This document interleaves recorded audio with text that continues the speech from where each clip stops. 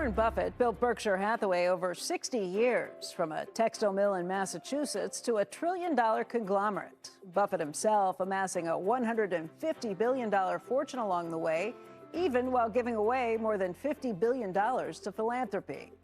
Much has been said about Buffett's unassuming life in Omaha, Nebraska, his investment principles, and his beliefs in America.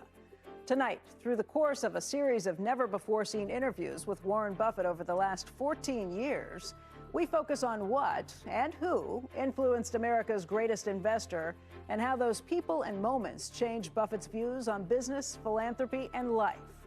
We're also joined by his three children, Susie, Howie, and Peter Buffett, who will face the daunting task of giving away the rest of their father's wealth.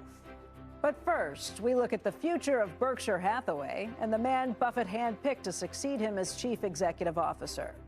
I'm Becky Quick. Thank you for joining us for Warren Buffett, in his own words, a life and legacy. It's only been about a week and a half since you announced to the world that you had decided that at the end of this year, you're going to be handing over the CEO title to Greg Abel. 100%. What happened? What led you to that decision? Well, it's been clear. Two things have been clear. One is Greg can do anything I can do, and he can do it way, way better. But he didn't mind. He didn't seem to mind waiting. But it was also true that a few years ago, and it was more than a few. I began to get older. Now, it wasn't a terrible thing. And I've been happy, but my balance has changed, and my voice has changed somewhat, and it just happens to people at different ages. And since I announced that, and then had that article the other day, people just pouring in, and of course, certain people want to compare it with former president, in terms but it had nothing to do with politics. I mean, it just happens, and it happens to some people at 75.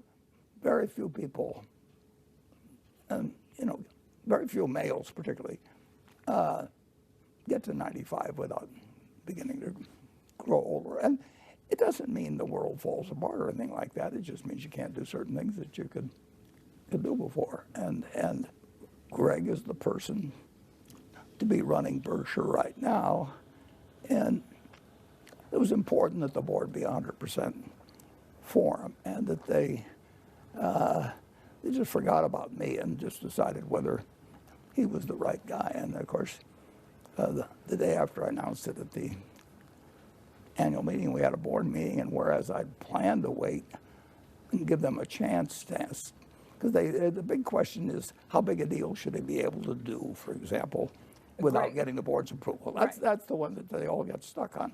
But they were fine with that on the Sunday following the meeting on Saturday. So, meaning they signed off on Greg's ability to... Well, they basically did, yeah. They just all ended up in agreement. And Steve Burke finally said, we don't need to sit around for 3 months and peer at our navel or anything on this. This is the right decision, and so they voted to do it. Meaning what? That Greg can do? I mean, that's always been one of the huge, powerful things at Berkshire, that if a company comes to it, it has the cash to do a deal. It can promise on a handshake because of the authority you've always had with it, and it can make really, really big deals happen very quickly. Greg still has that same authority? He will have a lot of authority. But the fact that I'm sitting there means they think that, it's okay with me, and they'll get used to it. Because you are still there as chairman and someone who controls 30% of the vote. Well, and never going to sell a share. Yeah. I mean, how many CEOs in the country are willing they'll never sell a share before their death, and really never intend to sell a share before they put $1 in their pocket from selling the shares. So that's an unusual asset for the company to have, and it's developed all kinds of communications with us, and I called Greg on one yesterday, and On a deal that someone had brought to you? it's a letter that probably, I'd probably be about the only one that would get a letter like that, you know, in corporate America, because the person that wrote me just totally opened up on the whole situation and everything. Price he wanted, wasn't going to deal with anybody else. And I think there are still people who are wondering how this whole situation works. You'll still be the chairman, and what will you do? Will your life change? Will you still be coming into the office? and everything will be the same. You know, I will come in. I won't be up there speaking at the annual meeting, but I'll be in the director's section. Maybe you'll interview me at the halftime or something of the sort, who knows. But Greg will be the decider. He can't imagine how much more he can get accomplished in a week than I can, or a month. I mean, he just, and at the same time, he's not a distorted individual.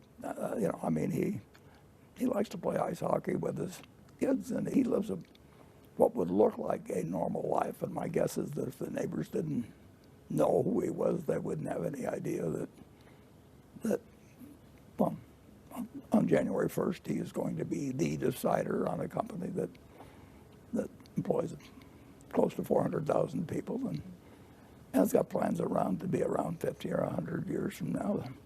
And who knows what will happen, but it has a better chance, I think, of being here 100 years from now than any company I can think of. Berkshire is such a different company today than 60 years ago when you became the CEO. Yeah. I just think about the conglomerate, the operations, the number of employees, as you mentioned, almost 400,000. That requires a different CEO than the CEO you were when you started out. Well, it doesn't require much different. I mean, but if you think about it, this country was 4 million people with 500,000 slaves or something of them being slaves, and it was an ag country. And 61 years later, it was well on its way of being transformed into a conglomerate. And the United States is the biggest conglomerate in the world. And it was an agriculture was 80%, now it's 2%. And we're still a big ag company. But the country adjusted to the times as it went along, and it decided that there's a lot bigger future in being a very big conglomerate than there was in being a big ag country. There's some big ag countries around the world, but they're not the United States. So it wasn't like they announced when they came out of the Constitutional Hall or whatever it was that, you know, we're creating this conglomerate, but that's what they did. So you think of Berkshire as being an evolving and constantly changing business? It moves with the times? Like, how does it stand? It'll always be moving somewhat, but it'll be mostly expanding. But occasionally there will be things that disappear. We will have companies that 50 or 100 years from now will not be viable in the economy of that world, but we'll have a whole lot more that developed over the years, and we can go over wherever the country goes, and we can go with capital. And Greg understands more businesses in a sense than I do. I understand pretty well the ones that came along while I was expanding Berkshire. But if you ask me whether I know much about the companies that are being formed today, the answer is no. Mm-hmm. There are people who will say, okay, we know that Greg is a great operator. He has proven that. But does he understand the insurance operations? Does he understand the equity portfolio? Does he understand capital allocation? Well, if you understand business, you understand the equity portfolio. We buy businesses like we buy marketable stocks. We buy marketable stocks like we buy businesses. They are businesses. I mean, if you inherit a lot of money today, and the provisions were that you lived in Omaha all your life, and you had to buy 3 companies with the money, and the next month, you know, you'd think about the same things that you think about when you buy stocks. You think about what companies have futures and which ones have got some competitors are going to, are going to try and strangle them, and then will they be successful? And it goes on and on. But it's the exact same problem. You pick out the best businesses normal, and you certainly wouldn't say, I want daily quotes on them, and I want a chart of their transactions that they've had within the company. Of course, those companies wouldn't make forecasts to me or anything like that. I just try and pick out the 3 best businesses in Omaha. And we've had, instead of Omaha, we've got the whole country, and to some extent a little bit beyond the country. And he knows how to do that. I know how to do it. He works way harder and more efficiently than I do, and he knows more about certain industries. It doesn't take a genius. It sure doesn't take any Greek symbols or anything like that to figure out what a business is worth. If Greg, if he'd quit high school like some of our managers have, he'd still be as smart as he is. I can't think of anything that been written that teaches you more about how to buy a business than a couple of books I read, 60 years ago. And Greg's operated more than I have when you get right down to it. I mean, he's gone over to England to run something. He went out,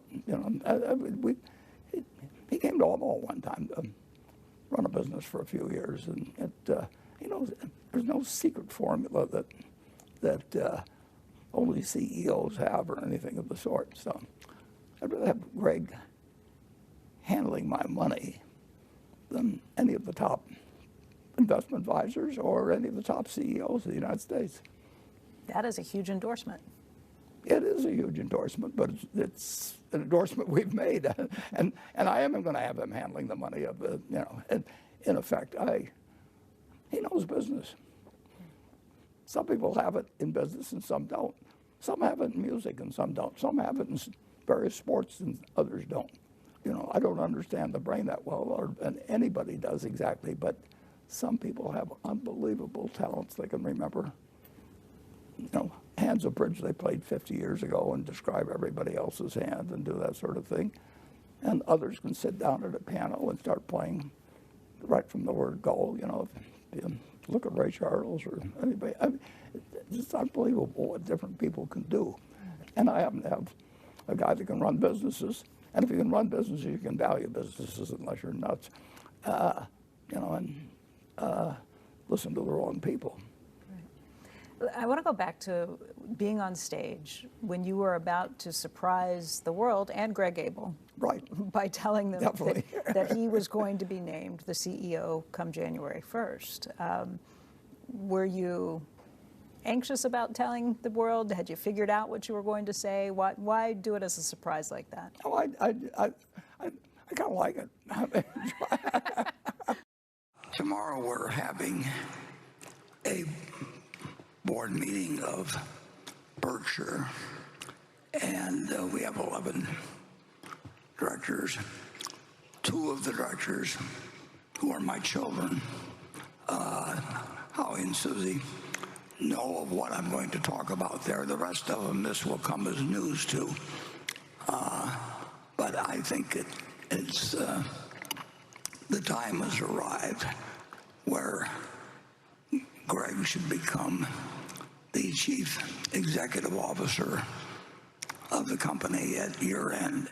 I've had a few surprises over the years that and I may not be done yet, but don't expect too many. But I had not written out any statement. I mean, why would I? I mean, I've still got a brain that can think somewhat about, talking about something like a simple thing as a schedule of what I'm doing and why I'm doing it. And interestingly enough, it wasn't emotional. It isn't that I don't get emotional about some things, but there's nothing emotional about it at all. I mean, from the moment I bought it, I knew I wasn't going to run it, into eternity or anything like that. Well, you did run it for 60 years. I know, and everything I wanted to have happened has worked out. I mean, doesn't mean that everything we've done has worked out, but I couldn't imagine more fun than I've had running Berkshire. And Charlie and I would have more fun out of the things that didn't work a lot of times than did. I mean, if you played golf and every time you hit the ball it was a hole in one, it would be no interest whatsoever. But if Charlie hit a hole in one, I mean, it would be a miracle, and the ball would bounce off the tree and everything, which I would remind him of later on. But that was a thrill. Still ahead on Warren Buffett, a life and legacy. What else do you think is stupid in business these days? A lot. And hear from Buffett's kids. And honestly, when I called him up and said, I want to opt out, he said, I don't blame you. Yeah. Well, he'd say that to all of us. Yes. Yeah. He actually thinks it's kind of funny that we have to do this. Yeah.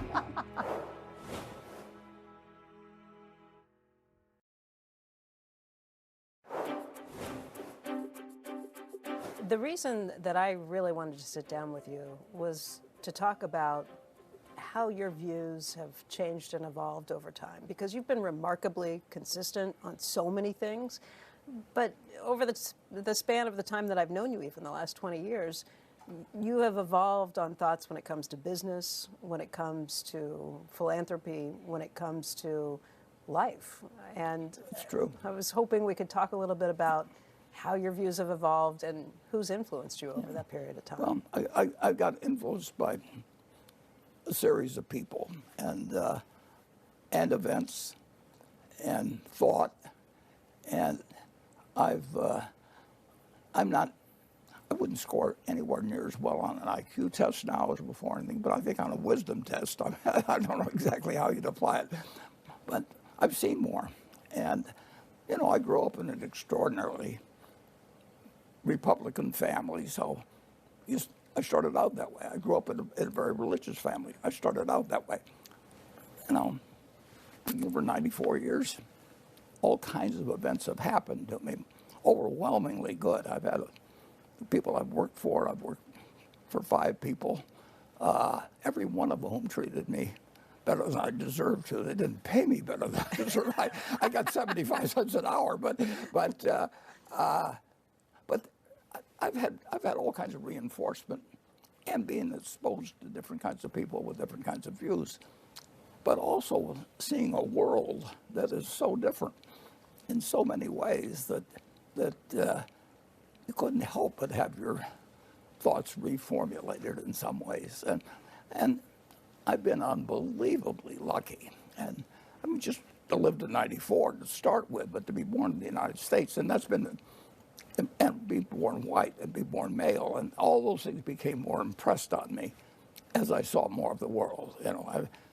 I did not give a lot of thought when I was 10 years old that my sisters were going to get the short end of the stick. Yeah. But then I experienced it. I mean, the world was open to me, and it puts them in a special niche. You can't be born with that kind of knowledge. You can learn unbelievable amounts in those first 5 years, but you don't. You're really focused on your own development, or 10 years. But after a while, you can start observing a little bit too. And I changed my views on a lot of things over time. And I really do think that to some extent, with experience, you ought to get more wisdom than you started with. And you can't get it out of it. Well, you can learn a lot of things out of a book, but you really can't have experience. You can't have your heart broken by reading a book when you're 3 or 4 years old, or having it read to you. You can't have the thrill of, the exhilaration that comes with accomplishing something until you actually do it. So you do get molded by the years, and when you have 94 years and you live in America and you have all kinds of interesting experiences, and you generally keep your health. I mean, you won the lottery. Why don't we talk about some of those influences? Because you mentioned you grew up very Republican, you grew up very religious. That's largely because of your father, who is... Yeah, well, and my mother was religious, but she subordinated. On an IQ test, she would have beaten my father, but it just wasn't in the cards that you did what your husband expected you to do in those days. And so her life was subordinated to my dad, which I didn't even think about that, of course, when I was 5 years old, but I would have thought about it a lot if I'd been a young female growing up then. My sisters, one of my sisters is alive, one died a few years ago, but they did not have the same, I'm sure they've been for a couple 100,000 years, you know, find me a country where it was better off, you were better off being a female than a male. And in terms of inheritance, in terms of ownership, in terms of employment, in terms of anything. And you could take 200 countries and you couldn't find a single one. Well, that wasn't something I dwelled on a lot at 5 years of age. But when you see that, you learn more about how people actually operate. I mean, you can watch it. Or the 19th Amendment was ratified in 1920, and yet your sisters are being told that marry young while you still got your looks, and I'm being told that the world offers unlimited opportunities. Well, there's something wrong with that picture, but you don't figure that out at 10. Well, what did open your eyes to that? Well, they open gradually, and then sometimes there'd be an abrupt event that would sort of drive it home to me, and I think you just have to get out and live a little and live in different environments, and then think about what you're seeing. And if you're lucky, don't quit thinking, because if you're unlucky, you won't quit thinking. Well, it just struck me as very wrong to have two sisters that had the same IQ than I did, and you know, I mean, if I'd been born female, I would not have had the same life I had. Not remotely. If I'd been born black, I wouldn't have the same life. And I was lucky enough to be born in America. I mean, just imagine if I'd been born in all kinds of other places. Or if I'd, you know, I had a couple 100,000 years to pick out a womb to come from. And if I'd lived in practically any year except in the last maybe 10 years before I was born, my life would have been so much worse, you know. Warren, let's talk a little bit about your relationship with your father, because he was the first most important person and most influential person in your life. Definitely. Well, one way or another, either your mother or father or both will be the most important person. You are their world. Yeah. And in my case, my dad formed me more than my mother did. And my dad had total faith in me, and I knew he had total faith in me, and that takes a long way. And he had faith in my sisters, but he did not have convey the same expectations to them. I don't think he thought about it, because he would not have consciously done anything to hurt my sisters. I mean, they were teaching girls to do different things than boys and have different expectations. What expectations did your father have for you that he didn't told have me for his sisters? He said that, which was very important, he had no feeling that I should follow in his footsteps, period. You know, he says every one of us is different. He quoted, I think, Emerson on that, you know, or somebody, the fact that the power that's within you is new in nature, which of course it is. And he just delivered that message to me. So I had no feeling that, because he was in investment business originally, politics later on, but I felt no obligation. And he never felt that. He was very devout in terms of, he'd spent a lot of time reading the Bible and teaching, and he just figured as long as I didn't do anything illegal, he would not have approved of that. The closest thing I came to was the pinball machine business, but he approved of that finally. In 2012, we traveled with Warren Buffett to Washington, D.C., where his family had moved after his father was elected to Congress. There, he told us about that infamous pinball machine incident.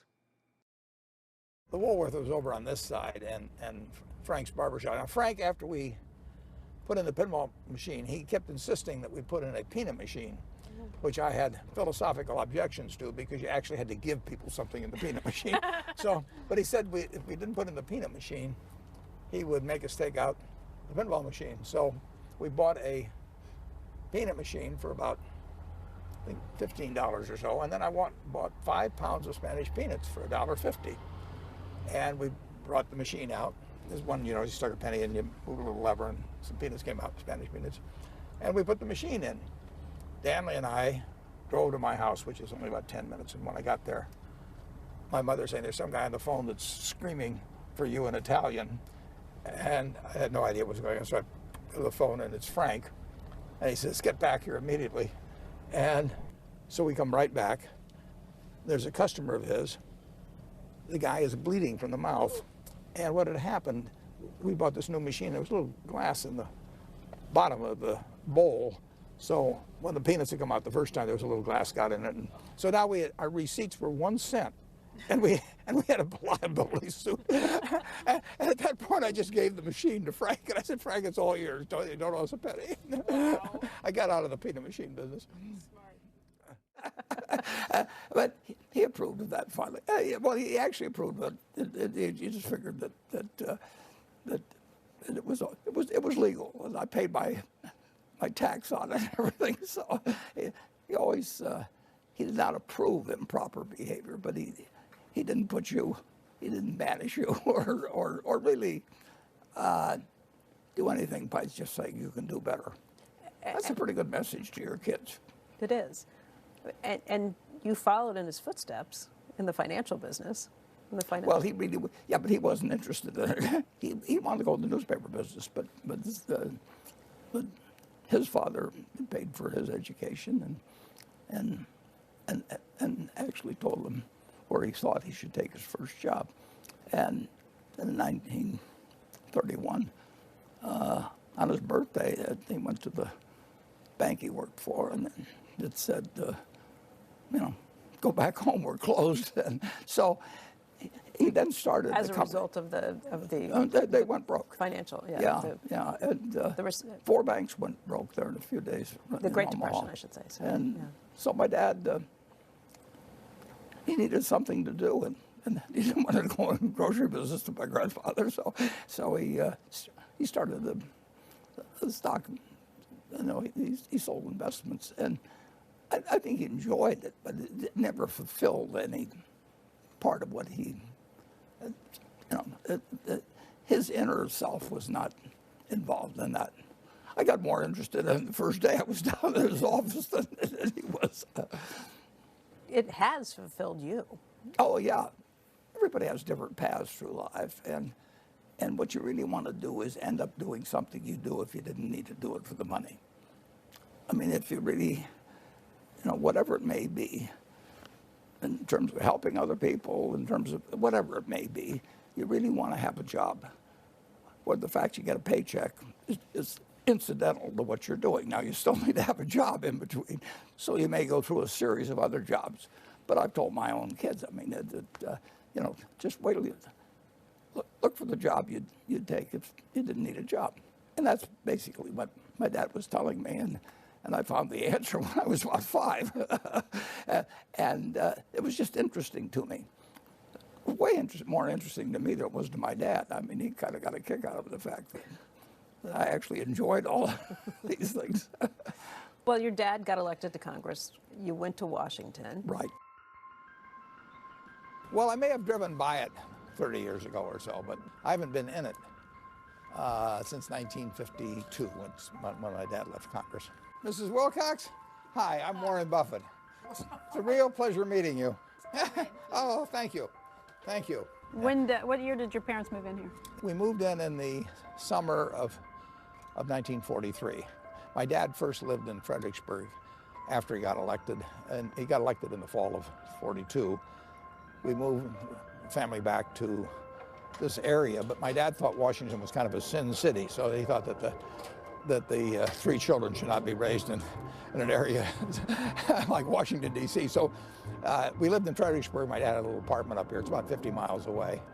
And that did not work out well. And then that summer, the family decided that we were all going to live together, and it was going to be in Washington, D.C., so my dad bought this house.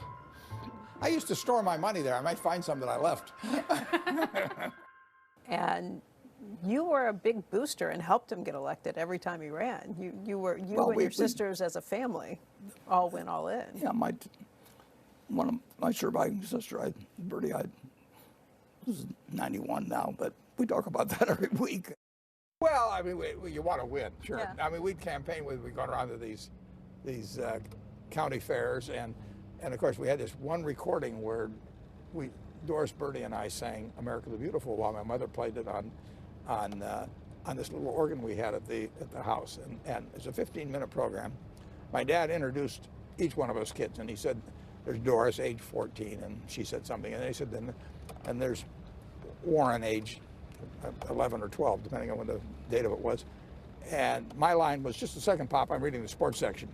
And that was my only line, which I delivered flawlessly, of course. And then at the end, my sisters and I sang "America the Beautiful," and that ran on WOW, and there was just an outpouring from my dad from that. So they may have run it a bunch more times, and I'd give a lot to have a copy of that. Unfortunately, I don't. Well, one of the first things I did when my dad got elected, I said, I want to take out every book they have on horse handicapping from the Library of Congress, because that's the only thing I knew about Congress, was that they had this Library of Congress that was famous for everything. And my dad said, "Well, don't you think it's a little, you might think it's a little peculiar for a freshman congressman to make that his first request at the Library of Congress?" And I said, "Pop," I said, "you're going to be running for election in 2 years. I mean, I will look for you if you're a kid." So I ended up with hundreds of books on horse handicapping. And Really? That's what you took out of that? well, that was first. More books on stocks came later, but I was particularly interested in horse handicapping at that time. And what I would do is I got all these books, and I was either a speed handicapper, a class handicapper. A speed handicapper looks at the horses' times that they've achieved, and the class handicapper looks to their breeding. And I was making a major decision at age 11 or 12 to be either a class handicapper or speed handicapper. Let me guess, speed. You chose speed handicap? I was a speed handicapper, yeah. And then there was a place on North Clark Street in Chicago that would sell you a month of old racing forms, which were daily. And they had they covered all the major tracks. And so I would buy these month-old things for practically nothing. And then I would test my handicapping each day, doing 40 races, maybe 8 races at 5 tracks, and test out whether my knowledge was superior enough to beat, unfortunately, which were very large expenses, like maybe 18% or something of the sort. And that's a big, big handle to beat. And of course, in stocks, you've got a positive sum game. They're earning money, right. But all you're doing at the racetrack is trying to beat everybody else that's making judgments about what horse is going to finish first. And so there is nothing being created. There's just a take. So I graduated finally from the operation that had an 18% handle against it to something that's had a very dramatic positive expectancy in stocks. And the Dow Jones average was 100. It crossed 100 on the day I bought my first stock, and now it's at 42,000 or whatever, and it's paid dividends the whole time. You can't find a horse that does that. But what pushed you out of horses into stocks? Was there a moment that soured you a little bit? I liked both of them for a while, but there was one time when I went to Charleston, West Virginia, and I had a couple of horses in mind, but I lost some money on the first race. And then I did the dumbest thing you can imagine, which I just kept betting every race. And when I went home, I was $50 poor, which was all I'd taken with me. And that was equivalent to delivering 5,000 papers. I was delivering papers during money. I made about a penny each. And so I had to deliver 5,000 papers for doing something very stupid. And I went to the Howard Johnsons, and I had a couple of dollars left. I bought myself a fancy meal and just sat there and thought about it in the trade. And that was the end of horse racing. Up next, did you used to tell people to go to hell a lot before that? Well, I certainly did it more before I heard that advice than afterwards. It's not something you could shake immediately, but...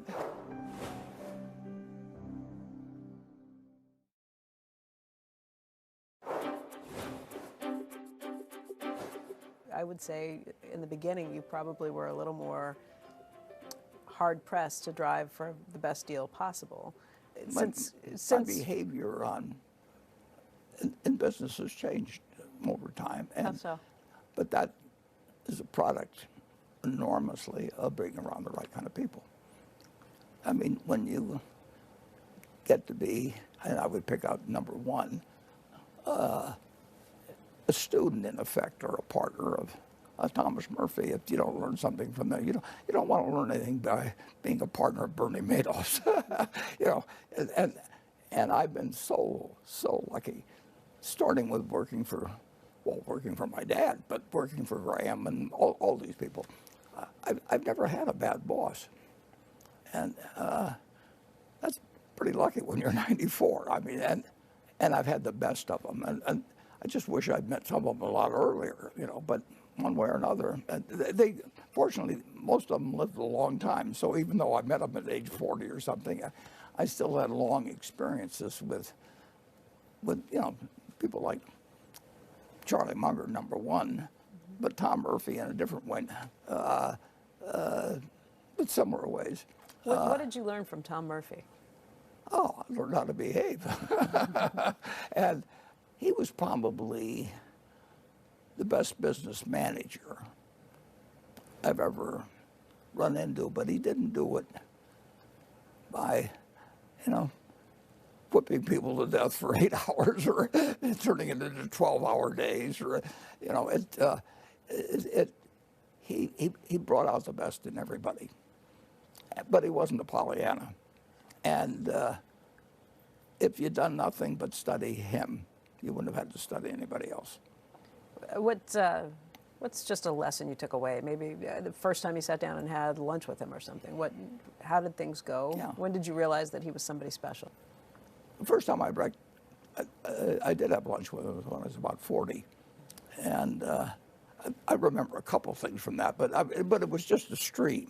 It was watching him, too. I mean, he wasn't behaving inconsistently with what he said, but he told me, he says, you can always tell somebody to go to hell tomorrow. You know, I mean, just think of how much trouble that keeps you out of, because you haven't lost the option. So don't feel that you've only got 15 seconds to say it, or 30 seconds. Did you used to tell people to go to hell a lot before that? Well, I certainly did it more before I heard that advice than afterwards. It's not something you could shake immediately, but I watched it work with Tom Murphy. I don't know anybody that had more good interactions, whether it was with, you know, buying businesses, whether it was operating businesses, whether it was dealing with any person's problems that came to him. I mean, it was just built into his behavior in every way. And there's a few letters or things I haven't written because I remember that advice, and you know, it's very human to want to tell somebody to go to hell. I mean, yeah. Well, everybody. I mean, and what have you ever gained? I mean, the only thing is you may have felt a little bit better for. It can be really satisfying. Yeah, it is satisfying. But go and do it with a mirror or something. But you can have a lot of satisfaction the next day if you just keep saying to yourself, you know, you haven't given up. And just watching him, he taught me more about human behavior, but it was business oriented to a great degree. But it was beyond that. It was way beyond that. And you find me anybody that dealt with him, worked for him, you know, girlfriends he broke up with, you know, 60 years ago or 70 years ago. I mean, anybody that has a bad word to say about him, but he wasn't a Pollyanna. Yeah. He made all kinds of big decisions. Every lesson I learned from him was a good lesson. Doesn't mean I apply them all of it, but you know, and you're just lucky when you meet somebody like that in life. And then it's like Charlie, whom I met, you know, when I was 29.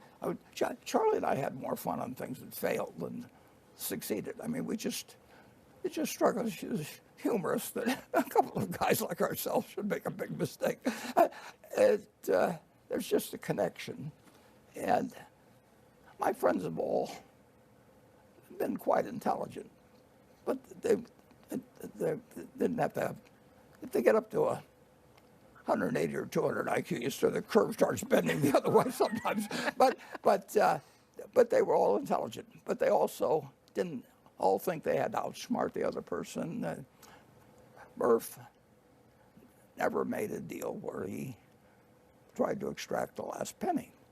He always made good deals, and there's a number that he didn't make that he wished he'd make, you know, but he did all kinds of things for other people, especially me.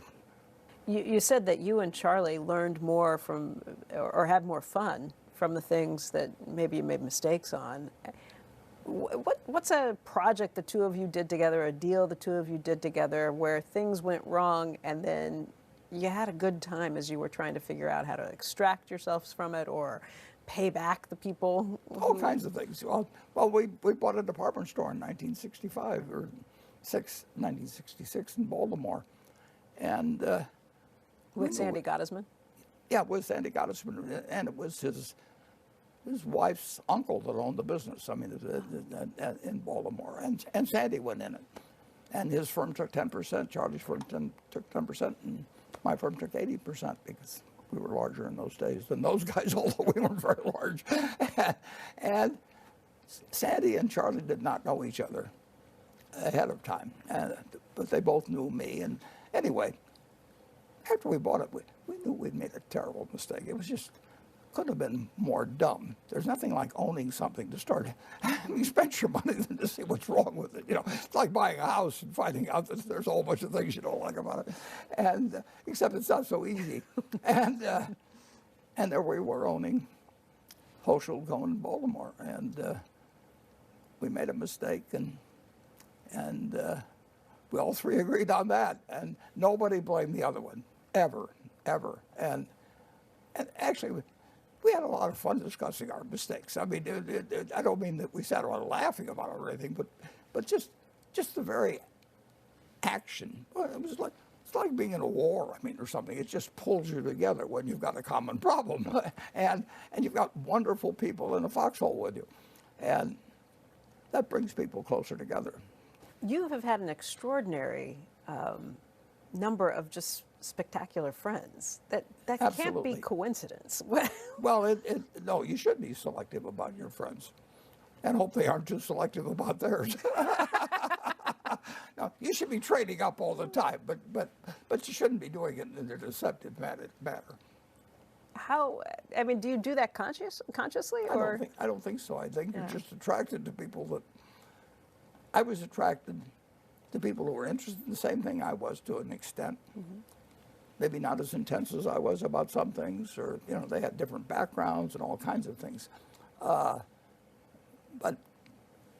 you know, I wouldn't have traded any of my friends for anybody else. I mean, you know, and we ended up liking to do things together. I formed that so-called Graham group. The Graham group was. Yeah, that became a whole bunch of different people. From Kay Graham, who it wasn't named after. It was named after Ben Graham. Mm-hmm. And we met for close to 50 years, about every year and a half or so on average. And all of these people liked each other. They were regarded in their own industry as, you know, unapproachable. And they just melded together so well. We started out, well, we only thought it was going to be held once. Ben Graham was back in the country, and I called 11 people and said, do you want to go to San Diego? And it wasn't as easy to get to San Diego quite as now, and none of us had that much money, although we all had more money than we'd started with. But I called them and said, Ben Graham's in town, and he probably won't be in this hemisphere, you know, in our future, and it's a rare opportunity to see him. So he's agreed that if we come out, he'll spend a few days with us. Charlie was there, and I didn't know Tom Murphy then, but the person that introduced me to Tom Murphy was there, and then a bunch of classmates, all kinds of things. And we had such a good time that we decided to do it again. Well, Ben wasn't going to stay in the country anymore. He was going back to France. But the next time we did Florida, and again, we just had a lot of fun. And so it became something, and then I would assign different topics, you know, that initially they'd be more financially oriented than they were, as you could actually watch the sort of development of the group into new activities as I added people over the years. And they all knew me, but most of them knew each other to some degree beforehand. And we just had a good time for 50 years. And people entered into it in a really unusual spirit of no baloney. You know, I mean, there was nobody that was more important than somebody else in the group. But with the point of learning, lectures to a certain extent learning that on things starting with finance. Learning is always interesting. Yeah. I mean, there's nothing more interesting than, well, there's probably a few things I won't get into, but long term, learning's more interesting. You know what? I mean, the idea of a library, just think of just a few hundred years ago. I mean, you know, there wasn't anything to read with by at night. And when you think of what life was like compared to what it is now, it's wonderful now it's still for a limited number of people. There's all kinds of people, particularly outside the United States, but I'd rather be born into almost the poorest family, if I were to be born today in the United States, than to be born in any place else. So you think the American dream is alive and well? I'd love it.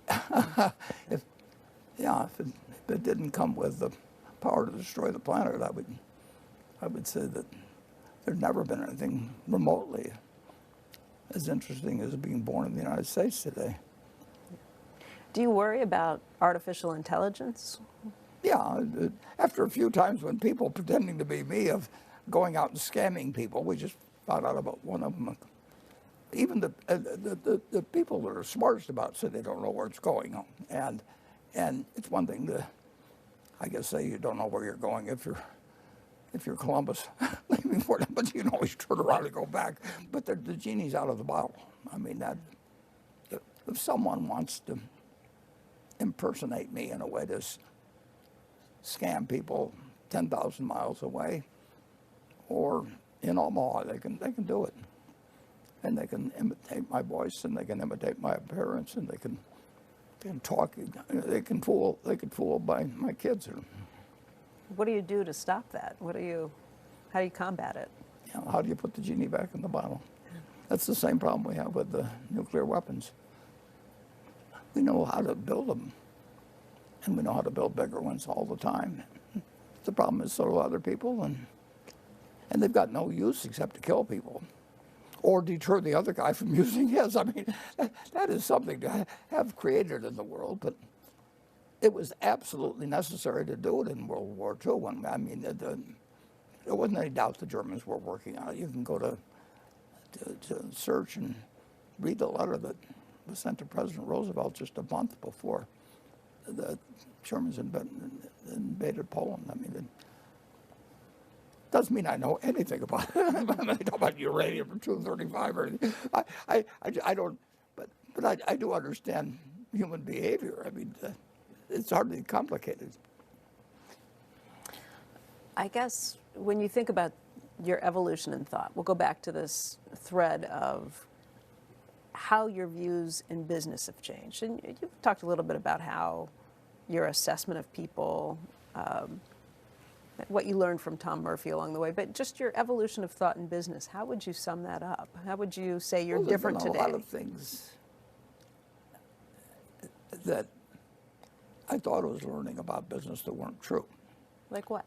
If you talk about boards of American companies, that's pretty important. I mean, you're talking about the whole damn country almost with public companies. And the people who are the independent directors are not independent usually. The money is useful to them. And the money they get for being on the board being of a directors. director. Yeah. I mean, it's the best job in the world to get $250, $300, maybe even up to $500,000 a year for doing something that's quite pleasant. Usually they give you the transportation, and they have cars waiting to take you around everything, and everybody's polite, and everybody'd love that job. I mean, who wouldn't? I mean, if I didn't have any money and somebody said, Warren, how would you like to be a director of the XYZ company, and you'll make $300,000 a year, and all you have to do is show up, meet some other nice people, and just don't burp. Don't say anything. Don't screw it up. And I mean, if I go to that meeting and somebody else, you know, has had 10% of the stock of the company and everything else, but they're not independent, you know, in theory. And what's going to be in the back of my mind? I know how to get a raise from $300,000 to $600,000 a year, and all I've got to do is when somebody's called to come up with a quote good end quote director, that they say, well, I know this guy in Omaha, he'd be a good director.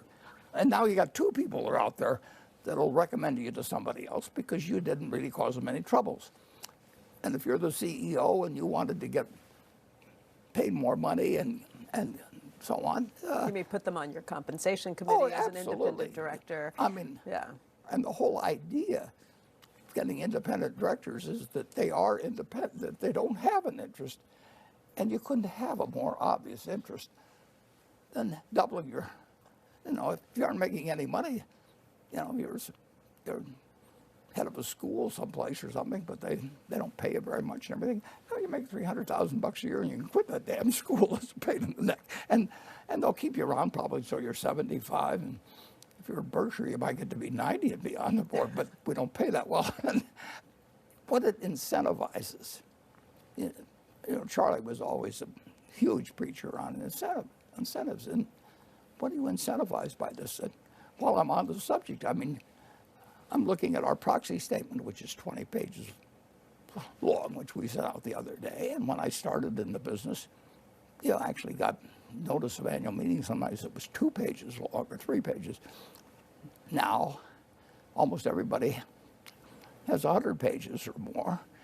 And quite properly, courts or ruling bodies or whatever thought, the shareholders are entitled to know how much the CEO earns, and there ought to be an explanation. So they stick in there one item that is, how does your salary compare to the average person's salary? It's like 200 to 1. And they think that's going to embarrass CEOs. And of course, what it does is and I've been on 20 corporate boards, aside from Berkshire's, the CEO of ABC looks at this thing and he looks at the XYZ company and he thinks, I'm smarter than these guys and I'm working harder. Whatever they get, I ought to get that plus some more. And then you get this ratcheting effect. And the compensation committee, gets some expert that the corporate secretary picked out who's got the same interests. And you couldn't think of a way to incentivize people more to kick up their own salaries than have them read what somebody next door is making. It's just exactly the opposite of what's intended. And the independent directors are the last thing in the world they want to do is get kicked off a board. They'll never get another assignment again. And they aim to please. And you shouldn't expect anything else, So Berkshire does things very differently than other companies. We do it differently because we actually thought through we've thought through all our policies. That doesn't mean we've come with the right answer, but at least we've thought about them. And we say, what does it incentivize? And what is an incentive at Berkshire? Incentive is to have a bunch of people who are thinking about all the other shareholders and who do not really have anything to gain. So you don't want Berkshire to conform to what everybody else is doing. I want Berkshire to attract people that are smart about business. You want them preferably with an investment that's significant to them, which they bought on the same basis as the other shareholders. And you want to make the job interesting but not remunerative. What else do you think is stupid in business these days? A lot. Well, I would say, I'll give you one example. It's not quite current, but I think it's very stupid for the CEOs or somebody who represents the CEO every couple of months to do the investor relations calls they do, if they conduct them in a certain way. I mean, I'm not saying that all of them, but so many emphasize, here's what we're going to do. I'll give you an example I'm familiar with, and I don't even know who started it, but at Wells Fargo many years ago, somebody thought it was important to emphasize how many different services people signed up for at the company. Once a CEO has done that for many months, they really can't reverse themselves and say, this really wasn't important, or we found out that it backfired. Or that just doesn't happen in this world. And then they hand the company off to the next CEO, and the next CEO, if they get on the first call and they say, well, gee, John Smith that ran this place was doing it all wrong. You don't say that. And so you continue the process, and you keep emphasizing, and nobody's looking at the fact that that's perverting the behavior of millions of people down the way, or hundreds of thousands that work down below. And when you do it on, on calls that go out to people that write stories about your call every time that takes place, you don't want to steer people down the wrong behavior. I mean, it's like with your kids. I mean, they're going to watch how you behave, not what you say. And at first, they may give you a little leeway at first while they're learning the ropes, but after a while, they know what you're doing. And just think of that. If they can put some more business in the last quarter or store up a little piggy bank, they're going to do it. I mean, and they're serving their master, in effect. And you don't have to issue any instructions to that. And believe me, having been at 20 companies, I've seen a lot of that by people. They wouldn't think of stealing your newspaper thrown on your door, but they don't realize the impact of. They like to play with numbers, and once you start playing with numbers, you don't quit. And once you have somebody that handed you the reins to a company, and they've been playing with the numbers, and you say, well, we're going to give up playing with the numbers. I mean, you just don't do this in that world life. Outside of the Mag 7, Berkshire Hathaway is now the most valuable company. Took a long time. In the S&P 500. But it's something you built. How did things change along the way as you got bigger and bigger? It got more difficult. And I mean, because it's harder to compound extremely large numbers than small numbers. And I've always known that. I mean, when I had $12 to buy 3 shares of City Service Preferred, doubling my net worth was not a remote possibility. I mean, I just had to go out and, sell more bottles of Coca-Cola or do something door to door. So there's just no question that we can't do what we did before. That doesn't mean we can't do anything, but we just can't do it. You've gotten perhaps more conservative with time. I mean, you've always wanted a buffer of cash around. And that number's gone up over time. I remember when it was 20 billion, maybe 50 billion at one point. Well, it's external circumstances. I mean, believe me, if after we get finished talking, you say, I've got a great $100 billion in your idea, I would say, let's talk. I don't. But there's always the chance that tomorrow somebody will say that to me, or I've got something to. Because now you have, I don't know what the latest cash amount is. It's over 300 and... It's over 300 billion. Well over 300 billion. Yeah, it's well over 300. It's more cash than the value of all of the stocks in the FTSE 100. Yeah, and it means that when I look at the stock market, when I look at companies of a size that would make any difference to our total, I don't see anything of, well, we're buying 1 or 2 things, but it's peanuts. But I'm willing to spend $100 billion this afternoon. Yeah. Glad I'm here today. No, I'd rather have the $100 billion in a really good business bought at a sensible price than have $100 billion in cash. I know the cash, I mean, it's certain levels necessary, but cash is not a good asset. Yeah. You need oxygen. You don't need to be surrounded out. You don't have to pay a lot for it or anything like that. But you do need oxygen. and if you ever without it for 4 or 5 minutes, you will learn. And cash is that way. So you always need to have it available because you do not know what will happen. I do not know what the stock market will do, and I do not know what business will do. I started out with that assumption, however many years ago it was, And I haven't learned anything about what the stock market's going to do. I didn't find it.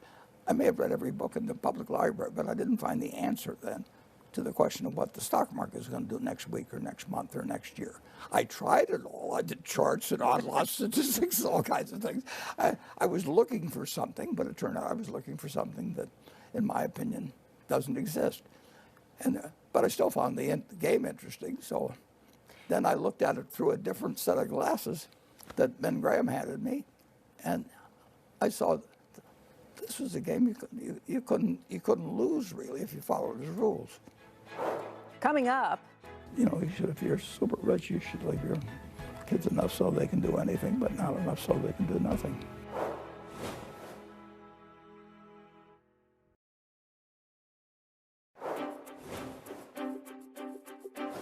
You have said that you're going to have 99% plus of your money that is given away to try and solve some of those problems of inequity. It won't solve them, but it can help solve certain specific problems.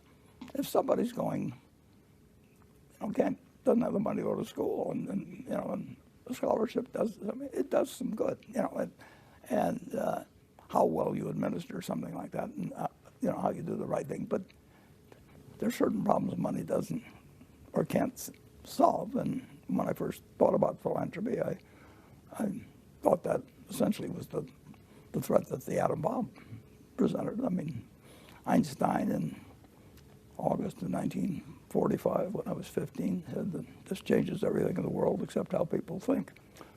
But people have thought about it ever since, and they still haven't.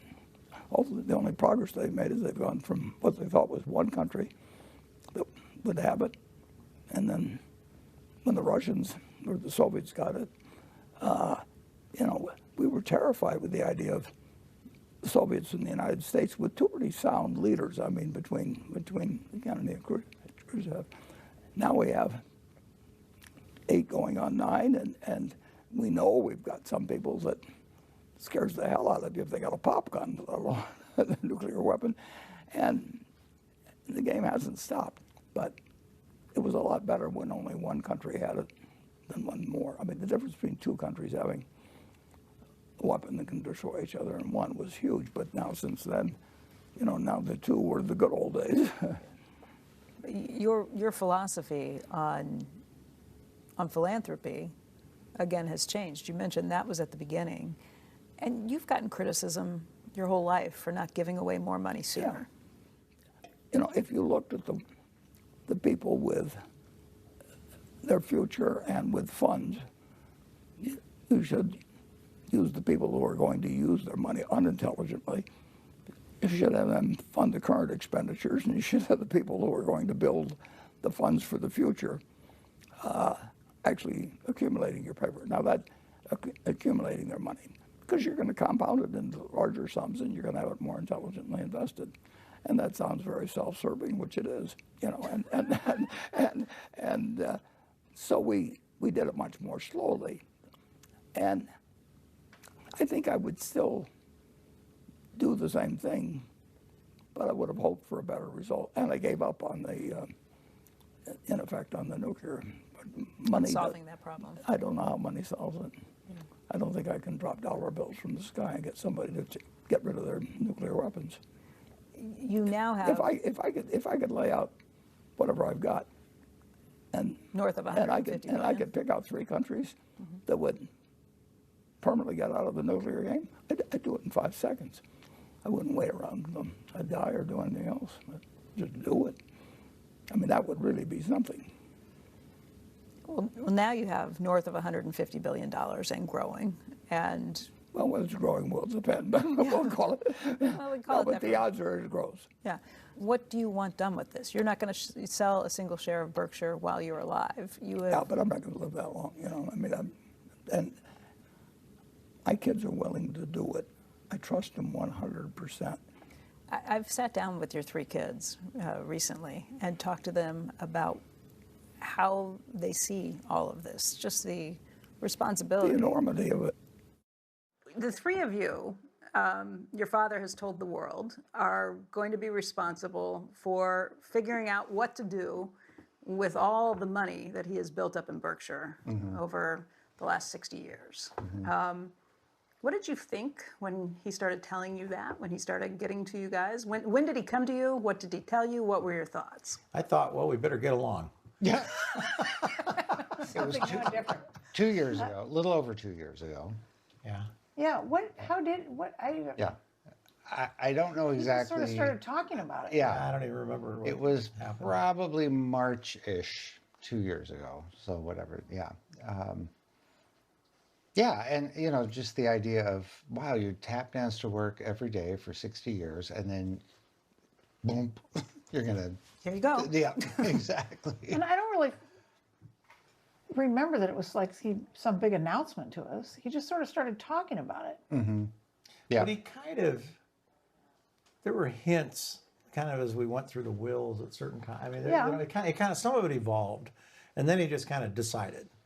But I think there was a little bit of, you know, telegraphing of some of it, not exactly in what form or how it would happen, but because we went through, you know, when he would do a new will, we would sit down and he would Yeah. say, you know, you have any questions or ideas or, you know, whatever. He became really pretty open about discussing that, like at least 10 or 12 years ago. Yeah, he's been very open about it Yeah. because he's, you know, the will's gone through a few iterations Right, over the years, and he's always been really open about talking about it, and you know, if we have any questions. And I mean, I always have little notes written all around the. I mean, he's been I open don't about forget. telling the world that too, Yeah. that he Well, he thinks is is the now, right yeah. way. Yeah, Yeah, now that's he the is, right yeah. way to do it. Yeah. Especially when your kids are older. You don't want to leave questions afterwards, and you don't want them wondering why you did things. As soon as he did that, all my kids called me and said, when do we have our meeting? No, I'm kidding. But But again, the big thing is he amassed this wealth. And so to not be left with a sense of this is what I'd like to see happen with it. I mean, he thinks things through so thoroughly from the time he was in his 20s writing a friend saying, I know I'm going to be wealthy and I don't want my kids to be, you know, he's known for forecasting what's coming. I mean, duh, in terms of the work he does every day, but and really thinking it through. And so to put this out there without giving us any explicit instructions, he's given us some sense of what he would like to see happen in an abstract sense, but there's never been, and that, you know, again, frankly, that's a little bit, gee, I wish we could have a little more guidance because it's your money, you know, it's not ours. yeah, but that's consistent even in some of the things over the years with Berkshire, because he knows things are going to change. Right. And he can't predict. Yeah, he can. Yeah. Completely. And so, Yeah. you know, he's provides what he feels confident will make sense at the time, or at least thinks will make sense at the time, but not, you know, not try to predict it, not try to, That's, yeah. He said years ago when he's talked about just about STB Foundation work, he has said, you know, and this is way before there was as much money as there is now, and he has said, you know, this is what I think matters now. My mother obviously was also clear about that. But he's also always said, I don't know if that'll be true in 20 years after I'm dead, or 10 years after I'm dead, or whatever. And so he's always, I think, not wanted to constrain us with, you know, Yeah, here's what you that have to goes- spend it on, Right. because he would say that may not matter, and then Right. something else will matter more. Yeah. So what guidance has he given you? The only thing I've heard is what he's also said publicly, really, which is he hopes that the money can go to people, you know, what word do you use? Less fortunate, yeah, you know, yeah. below the poverty line, you know, whatever it is, that it would in some way affect a population that normally doesn't have the same kinds of opportunities that certainly we have and a lot of people don't have. That's all I've heard. The biggest challenge will be balancing the fact, but he has provided, when I say this, he's provided some cushion on this, but, you know, balancing the fact that he wants to see this money spent in 10 years, more or less, and then balancing that with how you lose control over Berkshire voting shares. I mean, that's the That's big the balancing trick. act. Yeah, that's, you know, and you can't figure that out until you're in that moment. And as some time starts to go by, because there's going to be the dynamics change, there's going to be things that happen that no one on that board, none of us can try to, anticipate even. We can anticipate some things. Some things will be obvious, and others won't be so obvious, and you don't know who they are, what they're after. So, that could affect how fast you want to lose or give up. Right. Voting power. Right. And it feels like you have a little flexibility on that count too. Yeah. Just as He well. has gotten more flexible. Yeah. Yeah. Yeah. What did you think when he said that you three were going to be doing it together? It had to be unanimous, and you're in charge of all of it. Did you want the job? Nope. Peter really didn't want it. I did not want it. Yeah, and I made that clear. Yeah. Yeah, Peter really didn't. And honestly, when I called him up and said, I want to opt out, he said, I don't blame you. Yeah. Well, he'd say that to all of us. Yes. He actually thinks it's kind of funny that we have to do this. And understands that it'll put us, obviously, enormous pressure on us. And so the idea, again, like we've been saying, around what are we going to do? It's like there's too many variables. We have no idea what we're going to do in this moment. Yeah. And that's great that we all know and agree that we can't start We don't saying know. this is, yeah. As a parent and an outsider watching this, the vote of confidence in the three of you, how much he trusts you, is the thing that kind of jumped out the most. Does that hit you too? Yes, and it's very nice. I mean, it is. It's a huge, giant compliment. I think that none of us, so we have a very different view of it growing up in the environment that we grew up with and how we see, my dad and how we see my mom. So I think, for us, in a way it's a surprise, and in a way it's not a surprise. He knows 100% that we are going to try to execute exactly what he asks us to do. And then he knows that we've had a lot of experience now understanding how to figure out the things that we don't know today and how to do those efficiently and effectively in the future. So, to me, in one way, because of how we grew up and the things that we listened to forever from him, it was And a Mom. surprise. Yeah. And then in another way, it's like, I don't know, he gave us this opportunity for several decades now to figure out how you give money away, how you do it effectively, how you do it efficiently, and how to make those decisions. So in that regard, I would say it's not a surprise because he kind of began preparing us for it. And I would just add the other part of this, I think, is that he knows nobody can do it certainly perfectly, and nobody is. So The only reason why he lets me do it. I mean, there is the element of, okay, nobody's going to do this. Yeah, this It's is just too much money. unprecedented. Yeah, it's it's- unfathomable what we will be charged with. And why not us, who's closer to the source and has grown up and all the things. Yeah. So, But when yeah, there's an element of it's a beautiful gesture and it's a convenient gesture to that's some true, extent. he would say that. And okay. Yeah. But when you start trying to write $200 and $300 million checks, only institutions can absorb those, or governments. And I'm not a big fan of writing checks to institutions or governments. Right. So, in some ways we're going to have to make some decisions that we typically wouldn't make, but we have to make sure that the money's used and used as well as it can be used. So we'll be making decisions that we typically wouldn't have made today sitting here.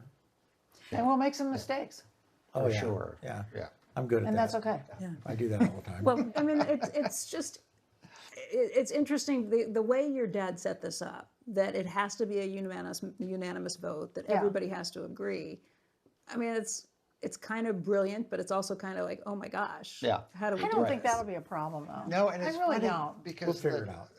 Yeah. you know, social media when that first came out, oh my God, that's going to be. I'm thinking you're telling us more about your childhood Yeah. than you are about ours. No, So there's we'll figure that. it out. You know, and we'll make some trade-offs with each other. Yeah. I I mean, mean, you there's know, so it's much just- money. yeah. I mean, Oh my getting God. in a fight about it is Yeah. Seems crazy. Ridiculous. Right. crazy. Right. Yeah. You know, pop culture has Succession, or you know, these various shows that show all this stuff, and that's what people love to feed on. Is like, where's the problem Yeah. going to be, and all the, and we have had no trappings of any of that growing up, so we're just not. We're not that. We grew up expecting nothing, to be honest Right. with you. I mean, Yeah. to put it simply, I mean, Yeah, not to, totally. but I mean, you know, we were told that we had to figure our own stuff out, and we were allowed to fail and make mistakes, and then we understood the consequences. And so I think Peter's really right on this, that, you know, you watch Wait, the show. Can you say that again? Yeah, I think you're right. Yeah, you won't hear it again. But you know, it's like watching the show Dallas or something. I mean, that's been on Right. there for a long time. But you know, all this stuff, and it's like we don't have any of that drama. We don't have any of that. I mean, it's not like it just doesn't happen. And so I think people have this false. Well, not everyone, but you know, some people have this false impression of what our family's like. I think most people probably have a false Yeah, impression of what that's our true. family's like. Yeah. Definitely. And so that would then, you know, it would extrapolate that into this whole idea that we're going to give away all this money. How the hell are we going to get along and do that? And I just don't think it's going to be hard. You know, my dad wasn't rich and famous when we were kids. We did Right, not grow up like people probably Yeah. think we grew up, Yeah. For sure. and we didn't. So Yeah. How did you grow up? Describe it. around this table, normal. Yeah. I mean, we grew up, you know, we were certainly very didn't need fortunate. anything. We didn't need anything.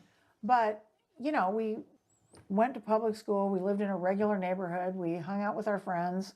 We didn't, with the exception of a deal Howie made with my dad, but we didn't get cars when we turned 16. I rode the bus to school, you know, all did. until I got out of high school. We grew up in what I would call sort of a normal middle class, on the upper side of middle class, but we weren't living in the rich neighborhood.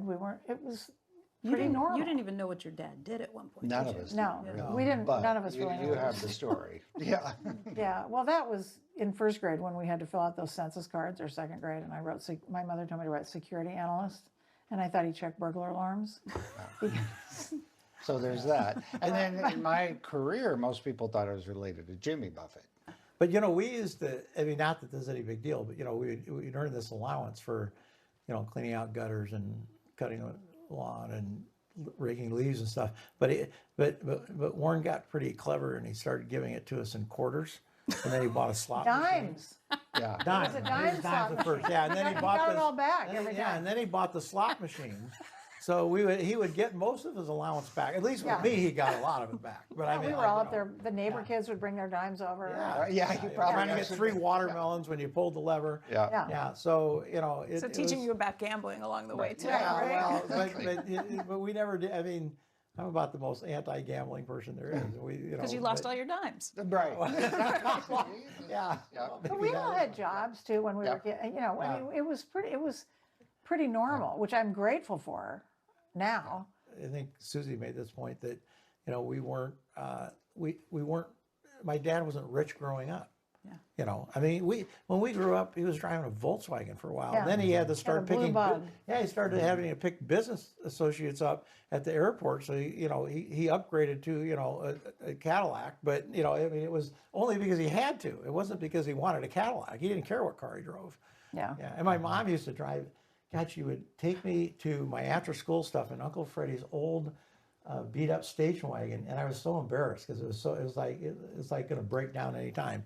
But you know, I think she did it to prove a point to me. Like, it just doesn't matter what you show up in. I mean, you know. What do you think that did to all of you? I would imagine at the time you may not have been super appreciative of it, but what do you think? What impact did that have on who you are today? Well, one thing I think that had really a huge impact was just living in the house with my mother in general. Yeah. You know, she was so active particularly in the North Omaha community, but she was very active in the volunteer things she did. Also Planned Parenthood. She was president of Planned Parenthood. And she lived it. She didn't just write the check, she lived it. What lessons did you learn from your first wife, Susie? Oh, well, I mean, she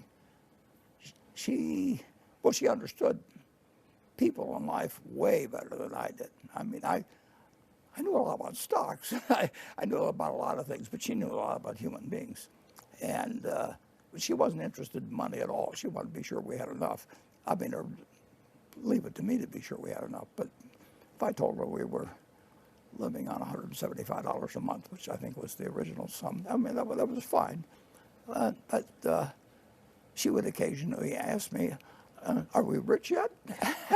And I would say, well, we're getting close, but just give me another year or two of compounding. But it didn't really mean anything to her. And she would use it for other people, in an instant. And she would not only give of her money, but she'd give of herself. And so she really meant it. And fortunately, the kids took after her. What's an important lesson you've learned from your wife, Astrid? She came from a much tougher life, and she and Susie were very close. And Susie did not want the life of being just Mrs. Big in Omaha or something like that. And so Astrid moved in, and the three of us lived happily ever after. But it was a very strange arrangement, but it worked for all three people. But Astrid she would rather do something for someone else than do it for herself. I mean, it's genuine. It's not contrived that if she looks that way for a week or a month, that somehow it'll benefit her later on or anything of the sort. I mean, she is exactly what she seems to be. And she's the same person that I started living with, in 1978 or thereabouts, and that's who she is, and that's who I like to be with. Part of your thoughts on philanthropy evolved over time. You and Susie had some thoughts that you talked about when you were very young. Yeah, if you look at my will I've got one will that goes back to when I was 30 or something. Susie and I both only agreed on what should be done with money, and I said, that I would compound money better than most people, and so that it made sense for me to be a saver during my life, because a typical saver would not accumulate what I was going to accumulate, and that she would outlive me and disperse it. And now we did some things before that, but that's when the big money would hit, and then she died first. But the idea was that she, along with, she'd get help in doing it and everything, and we never dreamt that the sum would get so large, but I dreamt it would get a lot larger than she dreamt it would. And it didn't really make any difference to her. And she would have done it earlier, but she understood the math of what I was saying. She just wasn't as impressed by it as I was. How much did you think it would eventually be to give away? Well, I didn't think I'd live to be 94. Let's say I died when my dad did at 60. I mean, you just don't know what. But I did think that, well, I always thought we would be rich by general standards by the time I was 30 or thereabouts, and which turned out to be true. But it wasn't super rich at all.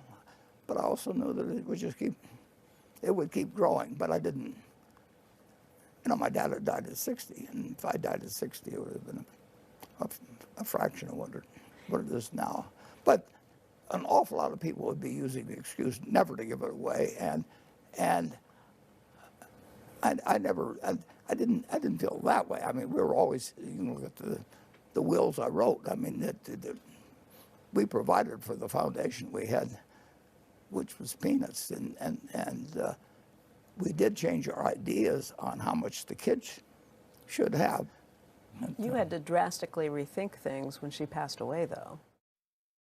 I have roughly 14.25 million shares of B stock, And by letters which were delivered earlier today, I've committed 12,050,000 shares. They're earmarked, held by me, but every July I will be giving 1 million shares to the Bill and Melinda Gates Foundation. Did I say 10 million? I meant to say 10 million. And 1 million shares to the Susan Thompson Buffett Foundation, and 350,000 shares each to the 3 foundations headed by my children, Susan, Howard, and Peter. And that will continue throughout my lifetime. What has your dad has evolved over your whole lives with him in terms of the basic ideas of what he wanted to do, which was to give the money away, but how he wanted to go about doing that has sort of evolved. At one point, it was the Bill and Melinda Gates Foundation where it was funneling a lot of the money. What's your view of this evolution and his thinking through this? What's it been like from where you all sit? It just seems natural to me, to be honest with you. I mean, it's not. He is. Don't you think I think he's mellowed, he's evolved, he's grown. I'm trying to think what other adjectives, but since my mother died, I think. I keep saying to people, he turned out he was listening that whole time. Yeah. It was just fascinating to me how you could kind of see the wheels turning in his head in various ways after she died. I think he knew he needed to step up. It forced him to change. Yeah, and he needed to step up, and and he had to. Mom wasn't there to be the person who was The buffer. the person talking to us. I always say the governor. I just think it's been so interesting to watch him evolve through all this, and also, she died in 2004, so 21 years ago, and I think his thinking about things comes from a lot from her, and now, well, with the Gates, when he gave the money away in 2006, we were how many years younger? Almost 20. Horrifying, but true. Yeah. And we had very little experience, and I think he's watched us over the last 20 years. The other thing that I think has helped, first of all, it's easier to get along when things are set up the way they are with 3 separate foundations. I've encouraged friends of mine who have a lot of money, who have their kids in a foundation, to split it up. Everybody, because some people have said to me, oh, but I think it'll help them get along better. No, it'll help them not get along better, is the truth. So I think that was really smart on my dad's part to do it. Well, I guess Mom was alive when that happened. Yeah. She probably was the one that thought of it. Give her some of the credit. I'll give her a lot of the credit, Howie. And so I think that was a really smart thing to do. And I think that's helped us because we've all been able to do what we want to do. And I think it's safe to say we all get why each other likes and cares about the things we all care about, and we all respect it. You guys have done this for a long time. It's not as easy as it looks. Tell me a lesson, something you've learned along the way that people on the outside would be surprised to hear. Well, things sometimes don't work out the way you think they will. Yeah. Sometimes that's a good thing. I was going to say that can be a good thing. Or can turn even better than you thought. We call those successful failures. Yeah. Sometimes. I mean, you learn enough. You learn from it. And sometimes you just learn that it didn't work and you couldn't have done anything else. But sometimes you learn it didn't work and here's why. So you change it. Right. So We did a complete annual report about our failures one time, maybe 10 years ago or something. You should have seen what it took to get information from our partners. I want every bit of bad news if there's bad news. And it makes the nonprofit nervous. And the evaluators think, oh, if I tell them it's bad, I might not get hired again. And, you have to get super clear with people about, it's okay. Yeah. It's okay. We want to hear everything. And also to what Susie's saying, the performance aspect of all of it can just be something to navigate and figure Yeah. out where all the distortion is, because people are telling you things they think you want to hear, or you'll say something and they'll just be listening for that word that they need to use to get the thing. And it's, And I would even say in Omaha, with, my staff has said to me many times, it's so refreshing to be in a place where we can screw up, we can make a mistake. Totally. I mean, one thing you have to do, I think, to develop leadership within your own organization is to give people enough space and enough responsibility to make mistakes. And then how you react to that is super important. Yes. Not you're fired. Yeah, yeah. So, I mean, that if you're going to build a competent staff and people who can learn the kind of judgment you want them to have. And you're sort of charged with taking risk. Yeah. So there's, Yeah. you're bound to, But at the end of the day, and they've probably done this too, but I have been in places where I've made a $50 million decision right there after a 2-hour meeting. And, it's like, we want to do this, we're going to spend the money. And people are like, okay, let us know when you make no, I'm making the decision. Right, We made it. It's going to happen. That happens Now, all the time. you have to follow our rules in terms of, how we give the money and all that, but usually that gets done. So, That's the other thing that's unique, I think, how it's a huge luxury. Yeah, because most foundations, the staff isn't allowed to, make any decisions or even say, we're interested in this, Yeah, we might want to right, do this. And then they have to have a board meeting. right. And then the trustees have to look at it and they vote on it and decide if it's going to happen. It drags everything out. Slows the process. A lot. And the And, performance. right, it stuff just that- changes the whole way everything works. And people are always amazed that we just do it just like how I said. It's like, yeah, we can do it. It's fun, actually. Yeah. It's Yeah. fun. Hearing you all describe that, it just occurs to me that it sounds an awful lot like the philosophy that your father and I guess your mother Exactly. used with you. Yeah, there's way more of that at work than I think people. And it's realize. also the philosophy I think he uses at Berkshire. Yeah. I mean, Yeah, he makes decisions like that. What I just heard from you three, I cannot believe how much you all are so much like your father and how you do this. Like, it's really so much like your father and how you take these operations. It's the same way he does We with taught him a businesses. lot back then. It never occurred to me until I was sitting there listening. And I was like, wow. Yeah, and then you throw our mother in there, Yeah. and you've got a pretty potent. Well, I always say if it weren't for my mom, I'd be in jail. So, it could be If it true. weren't for my mother, my dad would be in jail. Yeah. So, If it weren't well, for we my could mother, I wouldn't be here. I didn't realize until sitting down with them how similar they are in terms of how they think about things, all different areas of interest and expertise, but how similarly they view things in relation to how you view things. I was actually very surprised. Well, that surprises me a little too. That they would disagree with me on a lot of minor points, but they don't disagree with me on major points, and they didn't disagree with their mother. I mean, they were raised in a household that behaved generally inconsistent with what their parents lived. They didn't have to watch hypocrisy. There's a lot of things that they were affected by favorably that they didn't see. Now they had all kinds of gripes with, and I was tougher with them than I should have been probably looking back. But I just kind of couldn't imagine how well they would all three of them would turn out. And of course, I didn't imagine that they would be the ones that would be disposing the money. I thought Susie Senior would be doing it. I guess some of the things that struck me as being so similar to you is how your children view running their organizations. They are all running large charitable organizations that give away a lot of money with very small staffs the size of But a lot of personal involvement. and a lot of personal involvement. They're on the ground making every one of those decisions. They don't like bureaucracy, I think, any more than you do. No, that's one thing that they've seen it. Now, they hadn't seen it when they were 20 or 30. I mean, you should be wiser in the second half of your life. I should be, my kids should be. There's nothing that really is important with money that they can't do. And on the other hand, they can't sit around doing nothing.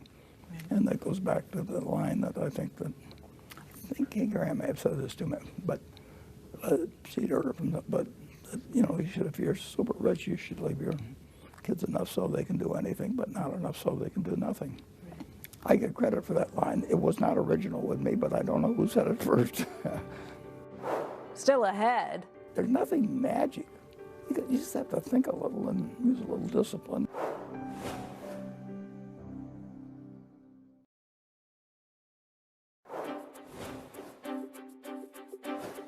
You know, Warren, over time, you became so much more than the CEO of Berkshire.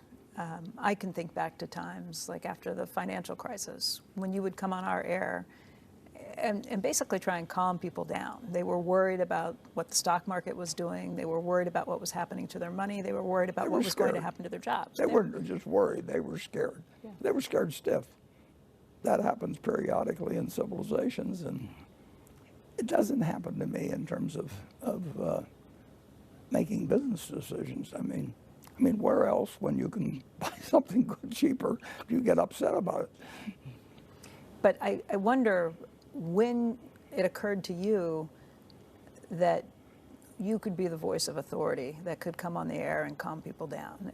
A fireside chat, sort of. I mean, that's much more than just being a CEO. I always like to talk.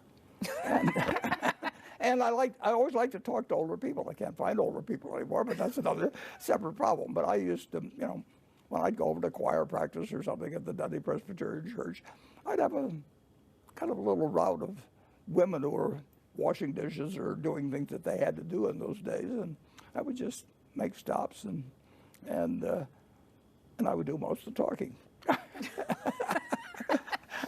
And then, for one reason or another, something happened. I still was the same way privately, but I was terrified of public speaking.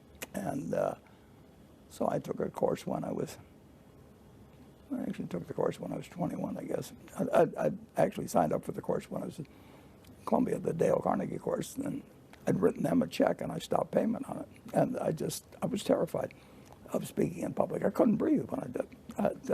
I said everything was fine, but I just couldn't breathe. And I don't know what caused that. I've got a theory, but obviously I had something that happened that I must have gotten embarrassed talking in front of people, because I could still talk to people individually and couldn't stop talking to them practically. But that happened, and then I knew that if I didn't start talking in front of people, I knew I would revert back to where I was, and I didn't want that to happen. So I went out to the University of Omaha, which is now University of Nebraska in Omaha, and they had night classes and different things, and I just said I'd like to teach here. And they said, well, you don't have a PhD. And I said, well, I barely have a master's, but I'd still like to teach. And fortunately, I didn't know it at the time, but the three judges of whether I would be allowed to do this was Dean Thompson, I was going to marry his daughter a little later, and he really liked me, and Dean Helmstetter, and his daughter was the first girl I kissed, and Dean Lucas. Oh, he liked me too, and I liked his daughter too, but not she wouldn't. So I think I probably got a unanimous vote there, and then I kept teaching every year, essentially, for 67 or 68 years, something like that. And I did it I did it with college students. I did it with groups of women that Creighton University got together. I did it at the Scarsdale Adult School. I did it, I just couldn't stop talking. And you felt the need to teach because? I loved it. Yeah. It appealed to my didactic style, and I liked my own ideas. I just had fun teaching. And I still do, except I ran out of gas a few years ago. Is that, you think, what made Warren Buffett? I mean, becoming Warren Buffett, you are more than just the CEO of Berkshire. You are. I've been a teacher. You've been a teacher and a national idea. And when you talk about teaching, that's what you've done with the shareholders for years, and probably why you have 40, 50,000 of them show up for these annual meetings. Yeah, and in 2008 and 9, everybody was terrified, and it was a scary time, I understand. You know, but actually George Bush got it. I mean, he went out there on the lawn and basically said, "I don't know what the hell is happening, but it ain't good," you know, and he said it more colorfully than that even. And Yeah, I think he said the and sucker's so he going turned it down. over to guys that were very able, Tim Geithner, but probably Hank Paulson more than anybody else, and he gave him a lot of authority, and he was restricted in how much authority he could give because he had a Congress that really had the power of the purse. And luckily that, well, and Hank, he had somebody that just, if he needed to ignore the rules, he found something to hang it on, you know. But he did what was necessary. He's kind of like Paul Volcker was at the Federal Reserve, same exact type, except Hank made a lot of money and Paul Volcker never made any money. But the thing that has always struck me is anytime there's a crisis, you're getting calls from the government, you're getting calls from the players who are in big trouble when the financial system's in trouble. You're going on and trying to calm down investors and make them realize that this is Probably, but I temporary. won't say anything I don't believe. You always do speak very honestly, and I think that's why people But trust that's why you. people listen, sure. And why they listen. Yeah. This is a mantle that's developed over the last 60 years. Was there a point where you realized that this was a mantle you were carrying? Well, it became evident after quite a while, though, that because I started investing. Well, I started out as a stockbroker, then I went to work for Graham, and then I came back to Omaha. But then I had 7 members, basically, of the family that said, we want to know what to do with our money. It wasn't that much, it was $105,000 in total, and I said, well, I'll do it on these terms, and I wrote out something that was a limited partnership agreement, and then it sort of inched along. We never had a single institution.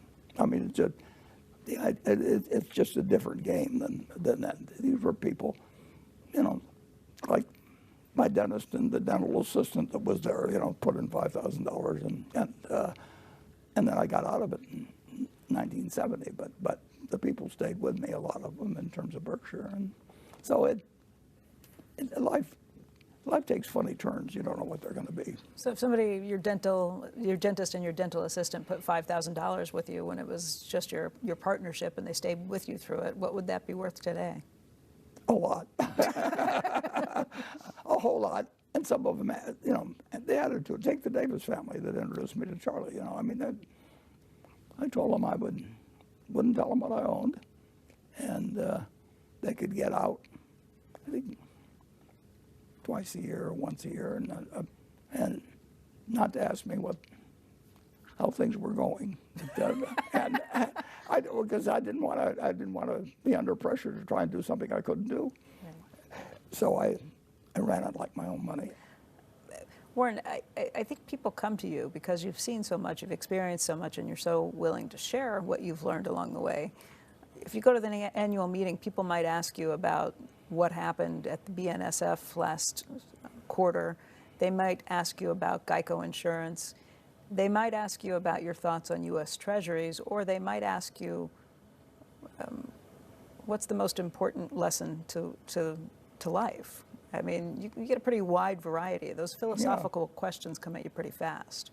Yeah. Well, if they ask me that last one, I'll need help. So, but no. In the end, you're talking to one person that asks the question. I mean, in the end, and every now and then somebody wants to sandbag you in some way, but over time you'll learn how to handle that, basically. But those people aren't coming to sandbag me, or they came because they wanted to hear your advice and Charlie's advice. Yeah, on how to they live come and better. ask about it. You know, who do I marry? Right. Yeah, and I said, well, Charlie's the expert on that, but Charlie, I mean, those are important questions, and Charlie answered, you know, you marry the best person that'll have you. I mean, that was a very practical answer. So what do you tell these people who come to you looking for advice on these things? What's the toughest question you've ever got, and what's maybe the best answer you've ever given? That's a good. That itself may be the best. Yeah. It's the toughest question. No, I mean, I have the ability, to some extent, because of where I am in life, that people will listen to me, and they'll hear the same damn thing they would hear from somebody else, but they'll just pay more attention to it. You know, they know I don't have an axe to grind. I'm not selling them time by the hour. I'm not doing anything. I've got this didactic streak, so I will, if I like them, I will talk to them. You know, and I like to talk to big groups. That's why I did the college students. I just love the idea of we had 200 schools, you know, that wanted to come every year, and they would ask me great questions, and they'd all have a good time, and I'd have a good time. But one of the things I would tell them, it's kind of simple advice, but I would say, you know, let's just take the class you're in back at whatever school it may be, and maybe there's 300 students in it, you know, and you could get 10% of the earnings for the lifetime of 5 of them. Which would you pick and why? And you won't pick the one with the highest IQ. You won't pick the best athlete, and you won't pick the best looking. You know, all kinds of things, and just examine that. And then I would tell them, you know, now let's say you got to sell short. This is more fun. and 5 of them, who do you sell short? You know, and then of course I'd explain at the end, you can be the person that you would buy. You know, I mean, there is nothing impossible, because it isn't whether you can, you know, throw a football 60 yards, and it isn't, you know, what. There's all kinds. It isn't the one with the highest IQ. I said, you can be one of the 5, and why not? So you want to be on that list, and I just have fun with giving advice. It's kind of obnoxious, but it's. You've got a long line of people waiting to ask you questions like that. But if there was one word, maybe 2 words, on what it is that creates success, what is it? If it's not IQ, if it's not your athletic abilities, if it's not how much homework you've done, what is it? Well, it depends how you define success. But if you define it as, you know, many people, it's how much they earn, you know, in life. That determines an awful lot of things that happen with their family and everything. And you know, it's luck, a lot of it. And if you choose the right parents, you're rich when you come out. I mean, you have won the lottery, the ovarian lottery. And if you're born rich, your father's established a trust fund for you already, or creating a dynasty, you don't have to do one thing in this life, and you can live better than all kinds of people who work their tail off. And I don't like that, you know, myself, but that is a reality. So the easiest way to become rich is to pick the right womb to come from. But an awful lot is luck. But when you're telling students who come to see you, hey, you can be that student that you would like to bet long on, by doing what?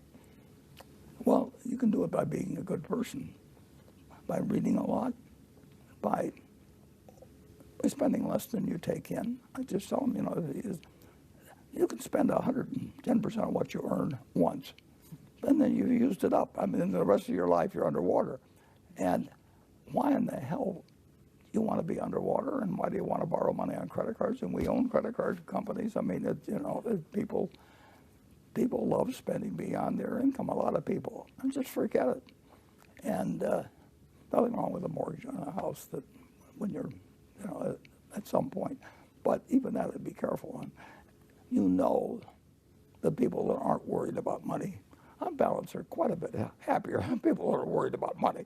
And there's nothing magic. You just have to think a little and use a little discipline. And of course, who's inclined to use a lot of discipline when they're teenagers or in college? I mean, you know, I understand that, but I will tell you that don't get in debt. And you know, I used to tell students that this back many years ago when I could make $150 a month delivering papers in the morning. Well, what would it take an extra hour and a half? Just get up an hour and a half earlier have $150. Charlie used to sell himself the best hour of the day. He was charging $20 an hour for legal advice, and then he just decided that his best hour was from 6 to 7 in the morning, so he was just going to sell himself that hour. And that's not crazy. And you know, your future is your future, and you can't expect anybody else to do it. And beyond a certain point, if you get in a hole or anything, it is difficult to dig out. It isn't that it's impossible, and I give credit to people who do it, but do it the easy way. One of the things about you is that you have stayed so much the same over the years. You're still living in the house that you bought 60 years ago? Yeah. Yeah. 60. 65? 67 years. Okay, 67 years ago. Yeah. 30% of the life of the country or something like that. Why haven't you changed? Why haven't I you? wouldn't be happier anyplace else. And Susie was going to be happier in Omaha, and that likely meant that our kids were going to be happier in Omaha. What are you proudest about with your kids? Oh, the fact that they took after their mother. No, it was a good thing, probably a good thing that, well, we weren't rich early. They never saw us behave like we were extremely rich or anything, although they saw us fly off to New York and do different things. Anyway, we had plenty of fun. They saw me very intense about investment management and obviously proud of the results and all kinds of things like that, but they didn't see us craving money just to show other people that I've got money and you don't, ha ha ha, type of stuff. And they didn't see any dynasty building, whereas they saw it some other places in Omaha. They had a good feeling about what life was about. But they still did a lot of crazy things, but of course I did too. No, you're going to do crazy things when you're, one thing it's a difficult thing because you should be very forgiving of yourself, but not totally forgiving of yourself. I mean, but there's no sense looking back and saying, if I hadn't done this, if I hadn't done that, everything. It's just, forget it in life. Nobody cares. I mean, it is history. You can't change it. You can change your behavior going forward, but and your second half of your life should be better than your first half. The problem is you don't know what it's a half of what, but you should be wiser when you get older. And I think my kids have all become quite a bit wiser, and I think they were always intelligent.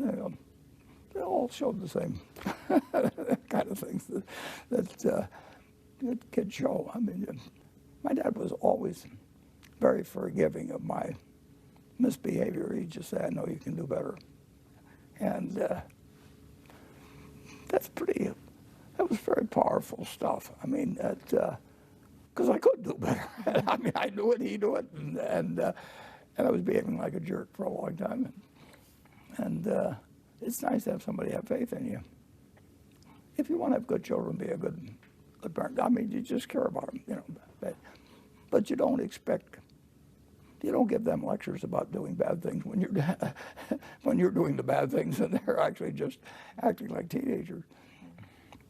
You feel good, I right? feel terrific, yeah. But I know it won't last forever, but then I knew it never would last forever. In '94, I won a game I didn't deserve to win. Well, that's fine. I accept that, This is our kind of world, folks. But, the one quality that I measure people by enormously, because everybody can do it. And that's whether people are kind. I mean, that is something that really doesn't cost you anything. It is an act that doesn't belong to any religion, doesn't belong to anything. And why in the world wouldn't you be kind? I mean, and some people are and some people aren't. But you feel better if you're kind, I think, too. Johnny Agnelli one time, I only met him one time. Johnny Agnelli, you know, the Fiat group, and everything. He was quite a guy, and I met him one time. And he said, you know, when you get old, he says, you got the reputation you deserve. He says, you can get away a long time with the other.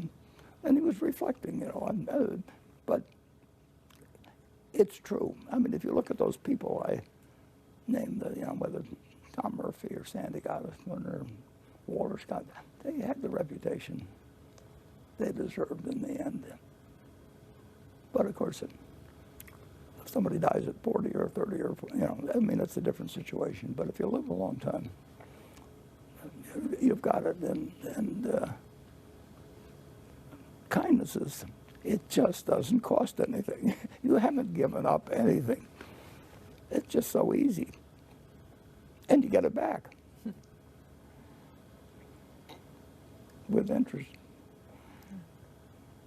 Warren, we've covered a lot of ground. Is there anything that you feel like we've missed out on? Anything? No, I would just ask anybody to challenge me on whether being kind could hurt them in any way, and whether the net happiness of the world wouldn't be better if they just, if every morning they said to themselves, you know, I'll have things that are good and bad that happen to me today, but I can be kind to anybody. And